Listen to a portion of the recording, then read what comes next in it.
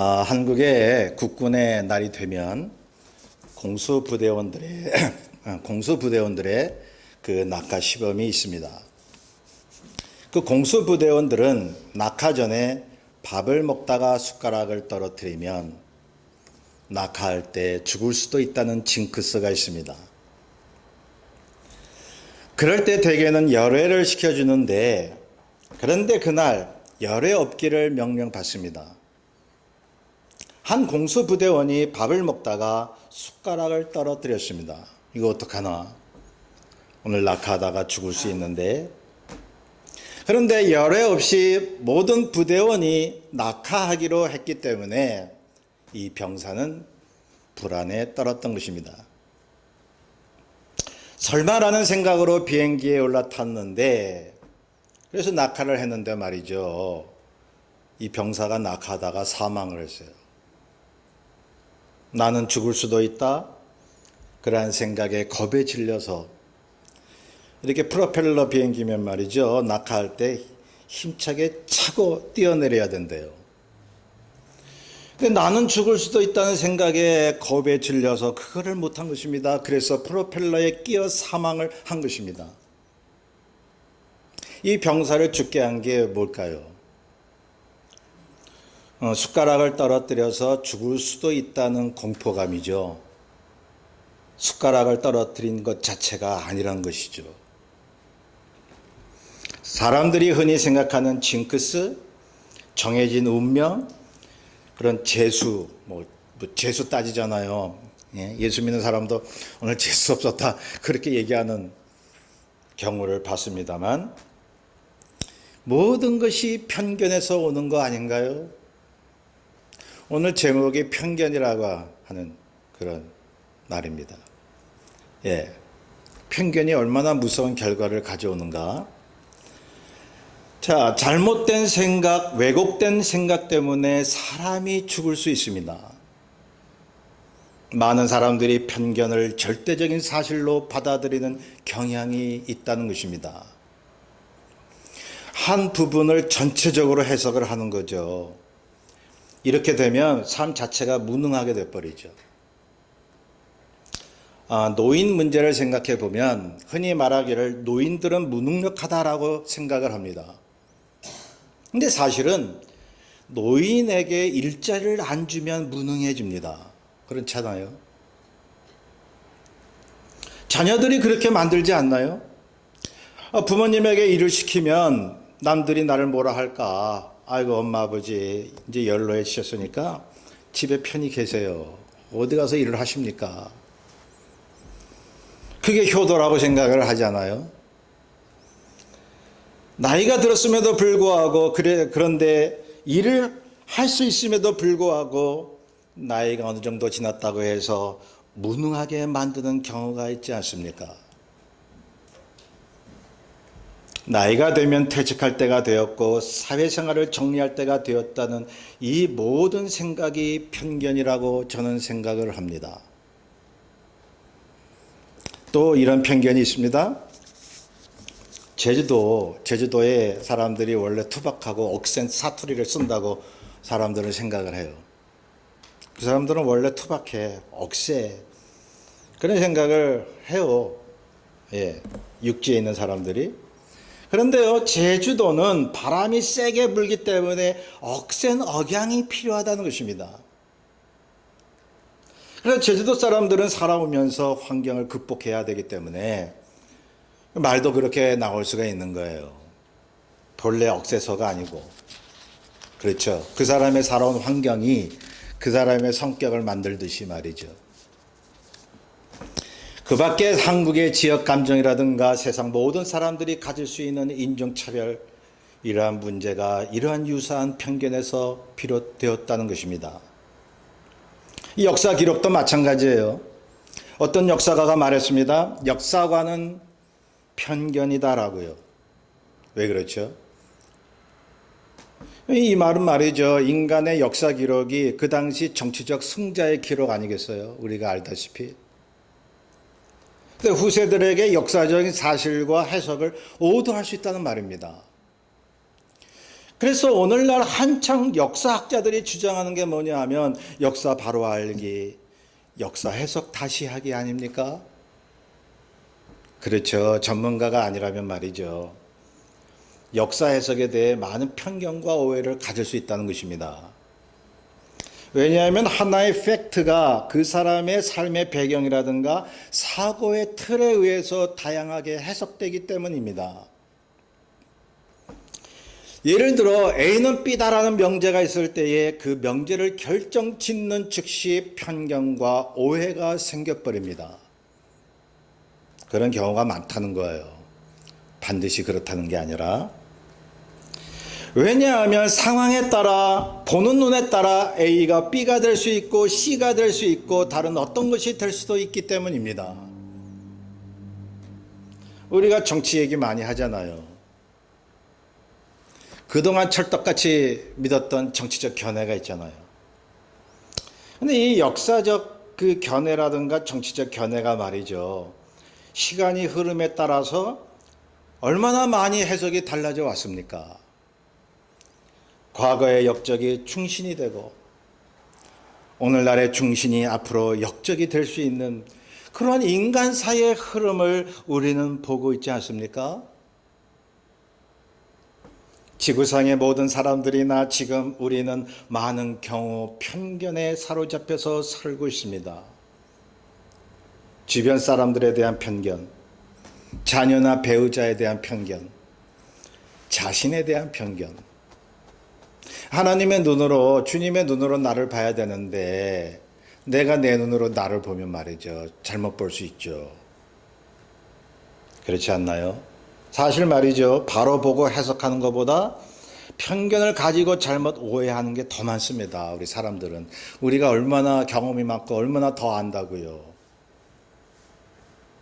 아는 것보다 모르는 게 더 많습니다. 우리는요. 다 모르면서 A는 반드시 B다라고 말하면 편견이죠. 우리가 한 가지 사실 뒤에 숨어 있는 다양한 해석을 얼마나 무시하며 사는데요. 복잡하게 생각하기 싫잖아요. 깊이 연구하고 사고하고 힘든 세상 속에서 그 생각하기가 쉽겠어요. 그러니 그냥 단순하게 결론 내리려고 하는 거예요. 쉽게. 그렇죠. 성도 여러분, 믿음 생활도 그렇게 편견이 있을 수 있다는 얘기입니다. 사람이 만든 정해진 교리, 자신의 이해와 경험과 느낌으로만 믿는 그런 믿음, 자신이 배운 것만 인정하는 그런 사상들과 생각들, 그래서 하나님을 믿는다 해도 우리는 하나님의 생각과 얼마나 다른 생각을 하고 사는지 이루 말로 다 알 수가 없습니다. 잘못 생각하는 게 얼마나 되는지는 모르지만 아무튼 저는 여태까지 목회하고 신앙생활 하면서 잘못 생각하고 살았던 게 더 많아요. 자꾸 궤도 수정되고 자꾸 고쳐나가고. 그래서 하나님이 이렇게 선포하십니다. 이사야서 55장 8절에서 9절에 말씀하시기를 내 생각이 너희의 생각과 다르며 내 길은 너희의 길과 다름이니라. 이는 하늘이 땅보다 높음 같이 내 길은 너희의 길보다 높으며 내 생각은 너희의 생각보다 높음이니라고 말씀하고 있습니다. 하나님을 오랫동안 섬겨왔던 이스라엘 백성임에도 불구하고 얼마나 하나님과 다른 생각을 했으면 하나님께서 이런 말씀을 하셨겠습니까? 사실 말이죠. 종교적 편견이 더 무섭지 않나요? 자신의 그릇된 확신 말이죠. 역사적으로 보면요. 자신의 잘못된 종교적 확신으로 그것도 얼마나 기뻐하면서 악을 저질러 왔습니까? 하나님의 이름으로 하겠다는데 뭐. 그거 아세요? 종교개혁자들 중에 정말 말씀으로만 해야 된다, 거룩해야 된다 하는 사람들이 사람 잡아다 죽였어요. 왜? 교회에서 남자 여자 손잡았다고, 불경건하다고.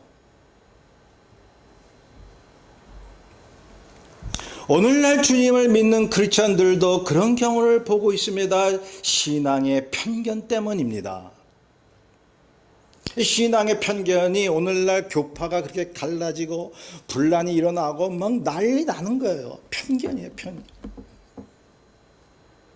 오래전 저희 아버지께서 쓰러지신 적이 있었어요. 병원에 입원을 하셨는데 저희 아버지께서 다니시는 교회에 어떤 분이 오셔서 병문안을 오셨죠. 기도를 해 주셨습니다. 기도를 마친 다음에 이분이 저희 아버지에게 무슨 이야기를 했냐면, 이렇게 아파 몸져 누워있는 거 보니까 필시, 우리 아버지께서 남집사님이셨는데 남집사님 필시 죄를 지었기 때문이라고, 회개해야 된다고. 네? 잘못이 없는데 하나님은 왜 이런 어려움을 주시겠냐고 떵떵거려요. 확신 있게 아주 당당하게. 저는 그 얘기를 듣고 화가 났어요. 저희 아버지는요, 평생 공무원이셨거든요. 그런데 신앙도 있으시고 얼마나 청렴 결백하게 사셨는데요. 그런데 그분이 저희 아버지에 대해서 뭐 이렇게 잘 안다고 당장 회개하라고 말해요. 아픈 사람한테. 여러분, 죄 때문에 아플 수도 있죠. 그런데 우리는 모르지 않습니까? 기도해 봐야죠. 그 사람이 또 기도해 보면 알겠죠. 그런데 이것저것 생각하지 않고 무조건 어떤 고난은 죄로부터 왔다는 공식을 삼아서 남들에게 그렇게 이야기하는 사람들이 있습니다. 이거 얼마나 무서운 편견인 줄 아세요? 제가 볼 때는 그분의 말이 아주 무지한 말이었어요. 그런 경우 있잖아요. 하나님의 말씀을 가지고 남에게 상처 주고 공격하는, 그래서 자신만이 의로운 척하는, 소위 자신만이 영적인 사람이라고 생각하는 사람들이요, 있습니다. 여기에는 그런 분 안 계시리라 믿습니다만 한국에서 그런 분들 많이 봤어요. 제가 의아해한 거는요, 예? 정말 지금 생각해도 마음이 좀 안 좋아요. 그분이 저희 아버지를 얼마나 안다고. 자, 어떤 이유로 아픈 것인지 모른다면 그냥 기도만 해주면 될 것 아니겠어요? 그런데 그분은 그런 생각을 하는가 봅니다. 사람이 당한 모든 일의 이유를 자기가 다 아는 것처럼. 그래서 사람들이 고통당하는 건 다 죄 때문이야. 여러분, 바울이 특별한 죄 때문에 육체에 가시가 있었나요? 여러분, 주변에 보면 믿음이 있는 사람들조차도 병으로, 고난으로 사는 사람들이 있습니다. 우리보다 죄가 많아서 그렇다고 우리가 단정할 수 있나요? 성도 여러분, 우리가 당하는 많은 일들이 있는데 보통은 그런 일이 내게 왜 일어났는지 모르고 삽니다. 모른다면 함부로 판단하고 말해서는 안 됩니다. 편견이 될 수 있기 때문입니다. 그 편견이요, 상대방과 나를 영적으로 후퇴시키는 거예요. 그래서 성경은 우리한테 그 얘기를 하시잖아요. 말 적게 하라고. 왜냐하면 무지한 말이 될 수 있기 때문에 그런 거죠. 여러분, 영적인 세계가 얼마나 복잡한 줄 아십니까? 여러분, 예수 믿고 구원 얻고 죄사함 받고 하나님의 자녀가 되었다라고 하는 이 믿음의 확신은 아주 단순한 거예요. 깊으면서도 오묘하면서도 아주 단순한 거예요. 그런데 그런 단순한 믿음으로 내가 하나님의 자녀가 되었는데 그 믿음으로 이 세상을 살아나가노라 하면 영적인 세계를 우리가 경험하며 사는데 그 영적인 세계에 얼마나 복잡하고 깊고 오묘한지요. 신학자도 목회자도 평생 성경 연구해도요, 하나님 뜻 다 모르고 죽어요. 그런데 우리가 다 아는 것처럼 말을 한다면 무지한 말이 되는 거죠.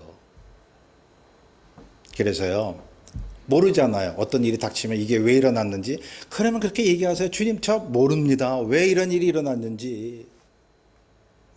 그 모른다라가 성경적인 대답이에요. 전도서 3장 11절에 보면 하나님의 하시는 일의 모든 시종을 사람으로 측량할 수 없게 하셨다고 말씀합니다. 너 이거 내가 준 것인데 왜 일어났는지 너 아직 모를 거야. 내가 내 죄 때문에 이런 고통이 왔다면 회개하면 돼요. 그런데 내가 특별히 죄를 짓지 않았는데도 이런 일이 왔단 말이죠. 그러면 기다려야 돼요. 함부로 얘기하면 안 돼요. 우리가 욥기를 잘 알지 않습니까? 욥이 엄청난 고난을 당했을 때 욥의 세 친구 엘리바스, 빌닷, 소발이 와서 욥에게 다가와 충고를 합니다. 아주 장황하게. 욥기 보세요. 이 세 친구들의 아주 길고 긴 설명이 나와 있습니다. 그게 뭐냐면요. 욥아, 너 이런 고난을 당한 거는 하나님 앞에 죄를 졌기 때문이야. 하나님이 죄를 안 지었는데 너한테 이런 고통을 주시겠어? 그러니 당장 회개해. 세 친구가 똑같이. 근데 이 세 친구는요, 욥에게 친절하게 아끼는 말로 해줬다는 거죠. 그냥 하는 말이 아니었습니다. 전통적으로 흘러내려온 하나님의 섭리를 그들은 잘 알고 있었습니다. 그게 뭐냐면 죄를 지으면 하나님이 징벌하시고 말씀에 순종하면 하나님이 복을 내리신다는 그 믿음이었습니다. 이 믿음은요, 성경에 아주 중요한 믿음이에요. 지금도 우리가 그 믿음을 가지고 있어야 돼요. 그런데 이 세 친구가 욥에게 충고한 게 편견이었습니다. 분명히 기록된 하나님의 말씀을 가지고 말했음에도 불구하고 하나님의 생각과 다른 왜곡된 신앙이었습니다. 그래서 세 친구는 무지한 말을 욥에게 했던 것입니다. 그래서 그 증거가 욥기 38장 2절에 보면 하나님이 그렇게 말씀하세요. 이 무지한 말로 생각을 어둡게 하는 자가 누구야? 하나님이 욥에게 충고하는 세 친구들에게 얘기하신 거예요. 너희들 참 무지하다 이거예요. 너희가 욥을 그렇게 잘 알아? 동방의 의인이야. 이 고통이 온 거 그 이유 니들이 알아? 그러니 단순히 그런 공식만 가지고 이 세 친구가 욥에게 그런 충고를 했을 때 신앙적 편견 아니겠어요? 그 신앙적 편견이 주위의 사람들을 얼마나 실망시키고 실족하게 만드는데요. 이 세 친구는 하나님의 말씀을 가지고 욥을 충고했는데 그게 왜 편견이었습니까? 왜냐하면요, 성경은 A는 반드시 B다라고 말씀하고 있지 않기 때문에 그런 거예요. 한 명제를 넘어서 하나님의 다른 생각이 분명히 있을 수 있음을 생각하지 못했던 거예요. 하나님은 그분의 창조의 능력 앞에 욥의 무능함을 인정하시고 이제 인정하게 만드시고 고난을 그냥 받아들이게 하십니다. 하나님의 하시는 일로 받아들이게 하십니다. 그래서 욥기는요, 욥의 고난의 이유를 특별히 얘기하지 않아요. 욥의 고통이 그 이유가 이렇다 저렇다라고 감히 얘기할 수 있는 사람이 있습니까? 본문이 그렇습니다. 주님이 제자들과 같이 가실 때에 날 때부터 맹인된 사람을 보셨습니다. 제자들이 주님께 물어봅니다. 랍비여, 이 사람이 맹인으로 난 것이 누구의 죄입니까? 자기입니까? 부모 때문입니까? 라고요. 제자들도 그런 생각을 한 거죠. 성경에 보니까 죄를 지으면 고통을 받게 돼 있어. 고통이 온 건 분명히 죄를 졌기 때문이야. 그런 생각, 그런 말씀을 예수님께 들이댄 것입니다. 분명히 있잖아요. 10계명의 제2계명에 나를 미워하는 자의 죄를 갚되 아버지로부터 아들에게까지 3, 4대 그 죄값을 치르게 하시겠다고요. 근데 나를 사랑하고 내 계명을 지키는 자에게는 1000배까지 은혜를 베푸시겠다고요. 근데 정말 그런 경우가 있어요. 제가 이렇게 목회를 해보니까 조상이나 부모가 지은 악행 때문에 그 후손이 고난을 당하는 경우를 봤거든요. 이렇게 조상 때부터 가게에 흐르는 저주가 있는 걸 봤거든요. 영적인 면이든 육체적인 질병이든 말이죠. 그런데요, 그렇다고 해서 어떤 사람이 장애를 앓고 있는데 반드시 조상이나 부모의 죄나 그 사람의 죄 때문이라고 단정할 수가 있을까요? 없다는 사실이죠. 그 이유는 A는 반드시 B다가 아니기 때문이죠. 본문의 맹인의 경험을 보세요. 예외 없이 죄로 인해 장애가 왔다고 생각하는 것이 옳을까요? 우리 주변에 있는 모든 장애인들이 반드시 우리보다 죄가 많아서 그렇게 장애가 됐다고 생각하시지 않겠죠? 자기나 부모 죄 때문인가요? 그런 사람 있어요. 단정한 사람. 분명히 특별한 죄가 있어, 저 사람들. 장애자들. 근데 날 때부터 장애인 사람은 어떻게 되는 거예요? 태어나기 전부터 죄가 있는가요? 여러분, 장애인들에 대한 편견이 그것입니다. 분명히 저 사람들은 죄가 있기 때문에 저러한 고난을 당하는 것이다라고 하는 그러한 생각을 한다면 편견입니다. 남을 향한 무서운 정죄입니다. 본문의 제자들이 그러했다는 것입니다. 여기 제자들 보세요. 그들은 하나님의 십계명으로 이 질문을 한 것인데요. 그럼에도 불구하고 정확히 편견이었습니다. 그러니까 말이죠. 성경을 부분적으로 알면 안 돼요. 이단이 왜 이단이냐 하면은 먼저 자기네들의 교리를 딱 세워요. 그리고 교리에 맞게 부분적으로 말씀을 따서 딱 거기다 접목을 시켜요. 그게 이단의 특징이거든요. 근데 정말 우리가 영적인 편견을 갖지 않기 위해서는 성경의 전체적인 맥을 파악해야 돼요. 성경의 모든 말씀을 입체적으로 다 봐야 돼요. 그래야 편견에서 벗어날 수가 있다는 것입니다. 자, 만약 장애인들이 우리보다 죄를 더 지어서 그런 고통을 갖고 있다고 생각한다면 정상인은 장애인보다 더 하나님 앞에서 의롭다라는 공식이 생깁니다. 사람들이 이런 공식을 만든다고요. 성경은 포용력 있게 넓은 세계를 보라고 하나님 말씀하시건만 다 공식을 만들어. 그죠? 그 공식에 맞지 않으면 다 틀린 생각으로 이렇게 단정을 하는 그러한 분들이 있다는 것입니다. 자, 그러한 편견을 우리가 던져버리고 오히려 장애인들이 정상인보다 하나님의 쓰시는 사람이요 더 의로운 사람일 수 있음을 우리가 생각해 보지 않으시렵니까? 오히려 일반 사람들에게 정상인들에게 도움을 줄 수 있는 그 장애인들이라면 하나님이 쓰시는 사람들이죠. 지난주에 미랄 장애 선교 사역을 하는 장아무개 목사님을 만나서 대화를 나눈 적이 있었습니다. 그분이 이렇게 말했습니다. 장애인들을 위해 봉사자들이 오는데 처음에는 그저 장애인들을 도울 생각으로 온다는 거죠. 내가 저 장애인들을 도와서 하나님을 위해서 살아보자. 그게 흔히 갖는 동기죠. 근데 그 장 목사님이 이런 말씀을 하셨습니다. 그 봉사자들이 와서 느끼는 사실이 하나 있더라는 것입니다. 와서 보니까 장애인들이 이 봉사자 자신 생각 같지 않게 즐겁게 기도하고 뛰놀고 막 그냥 기쁘게 막 지내더라는 것이죠. 그래서 봉사자들이 변하기 시작한다는 것입니다. 봉사자들 중에는 이런 생각을 했다고 합니다.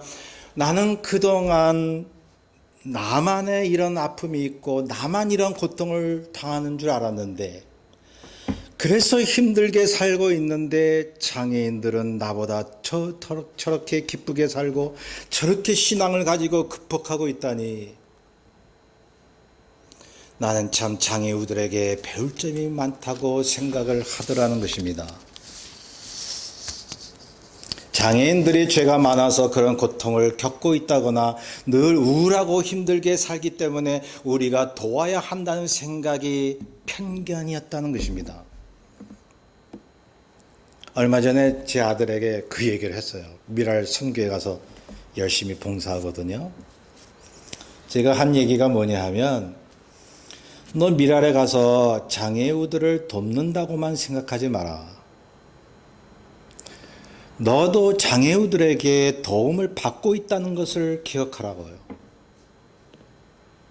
그러한 장애임에도 불구하고 하나님을 열심히 섬기고 그걸 극복하고 사는 모습을 배우라고요.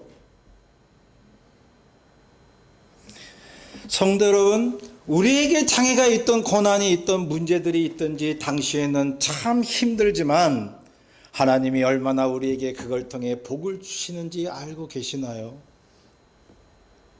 정말 고통스럽고 힘들죠. 신앙생활에도 그렇습니다. 교회 와도 실망, 세상 직장 나가도 실망, 가정에 들어가 보니까 실망. 정말 편할 날이 별로 없어요. 그죠? 뭐 사람마다 정도가 있지만, 그런데요, 그러한 아픔과 고통이 나의 죄 때문에 온 것이 아니라 하나님의 하시는 일, 그걸 통해서 얼마나 나에게 영적인 복을 주시는지 알고 계시나요? 본문에 보면 제자들이 장애의 원인으로 죄를 언급했을 때에 주님이 그들의 편견을 깨시고 이렇게 말씀하십니다. 3절에 이 사람이나 그 부모의 죄로 인한 것이 아니라 그에게서 하나님이 하시는 일을 나타내고자 하심이라. 우리 주님도요, 죄를 지적하신 적이 있죠. 죄로 말미암아 심판과 징벌을 말씀하신 적도 있어요. 왜? 그것도 맞는 하나님의 말씀이기 때문에. 그러나 그것보다 더 강조하신 것이 있습니다. 하나님의 사랑입니다. 구원과 용서입니다. 사람들을 대하실 때 편견이 없으셨습니다. 병든 자나 장애인이나 죄인이나 건강한 사람이나 어느 누구든지 편견 없이 다가가신 분, 그분이 우리가 믿는 주님이셨던 것입니다. 우리가 주님 믿는다고 하면 그렇게 편견 없이 살아야죠. 우리 주님은 사람을 함부로 판단하지 않으셨습니다. 오히려 용기와 격려와 칭찬을 해 주셨던 우리 주님. 그리고 이 모든 것을 하나님이 하시는 일로 말씀해 주셨습니다. 그렇죠. 우리가 신앙인으로서 편견을 갖지 않으려면 아주 중요한 믿음 한 가지가 있는데, 그것이 뭐냐 하면 오늘 본문에 나오는 이 말씀입니다. 모든 상황을 하나님이 하시는 일로 믿는 것입니다.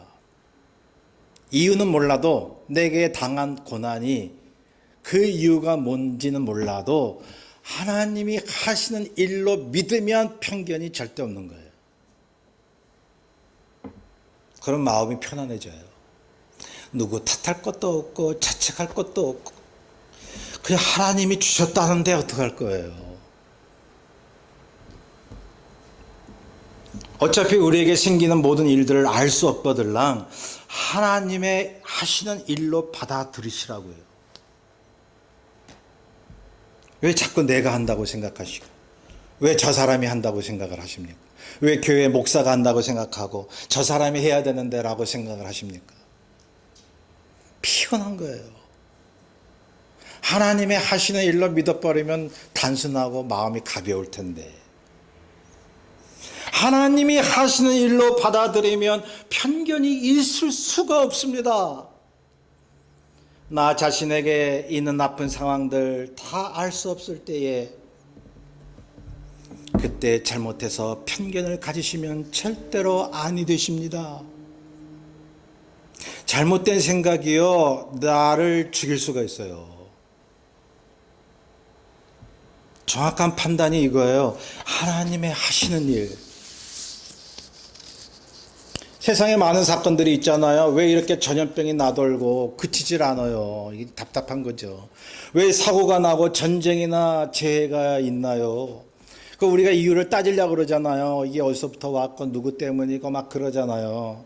정확히 알지도 못하면서. 그렇게 일일이 따지다가 골치만 아픈 거예요. 그냥요, 단순히 하나님이 하시는 일 믿으세요. 그냥 이해가 안 가도 하나님이 하시는 일 그렇게 받아들이시고 마음을 편히 가지시면 안 됩니까? 성경의 전체적인 맥을 보면 하나님이 하시는 일의 궁극적인 목적이 나와 있습니다. 그럼 하나님이 하시는 일이 뭐야? 그 이유가 성경에 나오고 있는데, 믿는 자들을 사랑하셔서 영적으로 바르게 하시고 구원하시고 치유하시기 위해서 이 목적밖에 없는 거예요. 우리 하나님이 우리에게 주시는 모든 그런 사건들, 일들이 그 이유가 우리를 살리시기 위해서요. 육체적으로 죽을지라도 영원히 살게 하시기 위해서요.